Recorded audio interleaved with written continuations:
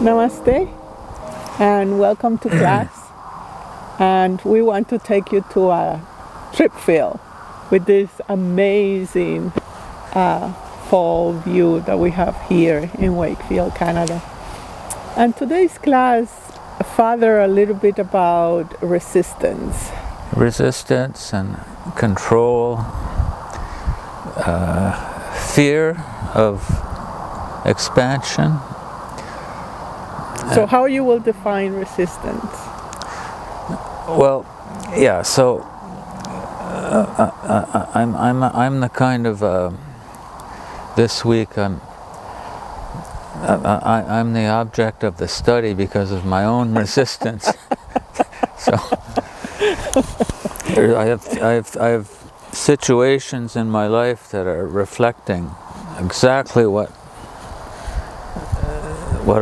I'm doing internally, like the internal Iron Man, that just is holding with the I don't know what you call it, the things that I hate the most, that I think I hate the most. To the dislike. The dislike, the extreme unpleasantness of certain things. And I think I'm pushing them away, but I'm really just magnetizing them, which is the most frustrating.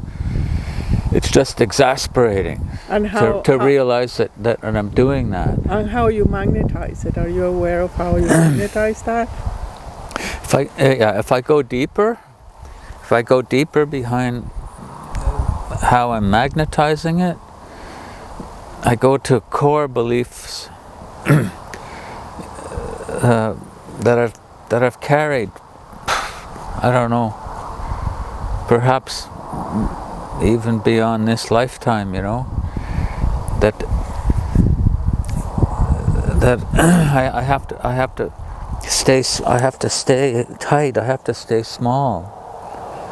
So it relates to limitations, self-limitations. Yeah, but it relates to limitations. I've often thought it's the fear of expansion, but it's not all even that accurate. It's just fear of love. It's always ultimately the fear of love. But again, it's it's something even more precise, where I've hung on to what in the past I've needed to do to survive, to stay independent. It's the independence that the belief has to shift, because my independence is really dependent on what I have known, which isn't really independence. I'm depending on what do you know, your memories. I'm depending on my memories. Mm-hmm. So that isn't really independence. Independence is being free. Mm-hmm. in a bigger. So what I've thought I was hanging so much onto, the independence, so I'm not taken by the system. To be independent, then I had to work so hard, had to keep working beyond even beyond what I thought my limits were. And I worked harder, I tightened my belt and just went deeper and deeper to get independent. But what I created was a scenario where I'm dependent on that suffering. That's a little more closer to what I'm realizing. Mm-hmm. And also the fact that you have all these dynamics moved by the belief system, but sometimes the resistance comes from the love of resisting, because you're holding tight, and in that sense of holding, you have a sense of your false strength. That, oh, I am strong, I can, Oh, and then, yeah. and then It's all part of the same package, the same tally, you have I'm strong, I'm independent,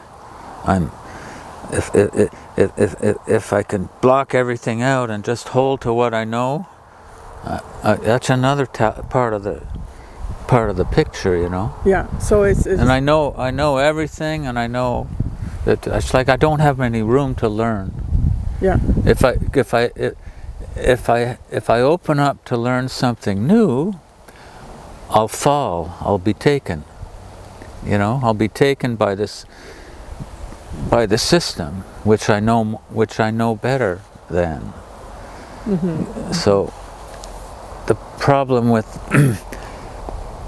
mastering many things is you think but really. And that's a part of the innocence of remaining always available to learn. That sense of innocence and curiosity and wonders, and that sense of life and navigation. But it's not something what you want to learn. It's about what you need to learn, and that's what we resist. It's what we need to learn, as opposed to what we think we want to learn. Yeah. So in that sense, we have to clarify two types of resistances: the resistance of the internal subconscious dynamics of not wanting to learn, and the resistance of certain rebellion within. Say, I want to learn, but it has to be what I want. And the third part of that is that we are in love with the resistance itself. It's part of the rebellion, it's part of the opposition, it's part of the war, it's part of the having some kind of sense of strength, some kind of sense of I am in control here. So it's the resistance itself is more deeply ingrained than the actual belief, because in the belief you can examine them, you can make sense of your tallies and see, okay, yeah, that makes sense. But then the question here is, what is my resistance? What is that flavor, that energy, that it's just prana that I'm holding on it, and that I love it because it serves a purpose of feeling alive, feeling in control, feeling that you have something to manage rather than you being managed by love, by connection, by exploration. So it comes with the real surrender, where in the resistance you give up your tightness, and you just open the hands. And then in that let go, there is the surrender of, okay, lead my heart, lead the way, not my head. My heart leads the way, and that is the whole change of the game. The heart is what we can use to expand It's the only one, yeah. And the excitement comes from the heart, but also the fear.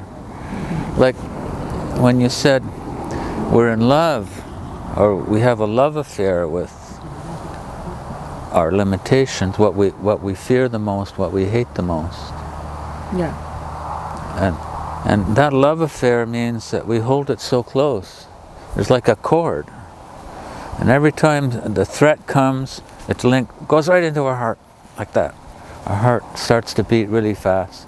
So that's like, and then we try to distance ourselves from it. This is bad. I have to get rid of this. Mm-hmm. I have to get rid of this. I have to solve it before I can be well, before I can do what I really want, before it becomes the same classic illusion, of of the mind or the ego mind, putting off being. So it's just like the whole package comes, like the whole package. And the, you are resisting when you see shrinking of your connections, because heart loves to connect, and not only within yourself, but in the within yourself that is projected outside. So in that process of exchanging information, even if it's just when you are in the store buying something and you just are so present with that person, you are connecting. You don't need to communicate your deepest feelings or so, but that connection brings to you the information that you need for your next perception, for your next understanding, for your next expansion. So it's the attachment to resistance is more deeply ingrained that to what we are resisting.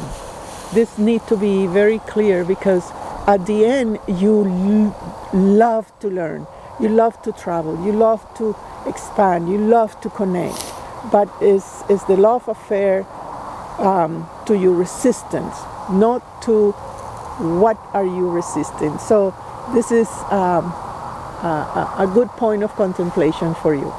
So anything else? Well, yeah, the heart loves to love, loves to expand, loves to travel, loves to learn. That's the law of the one.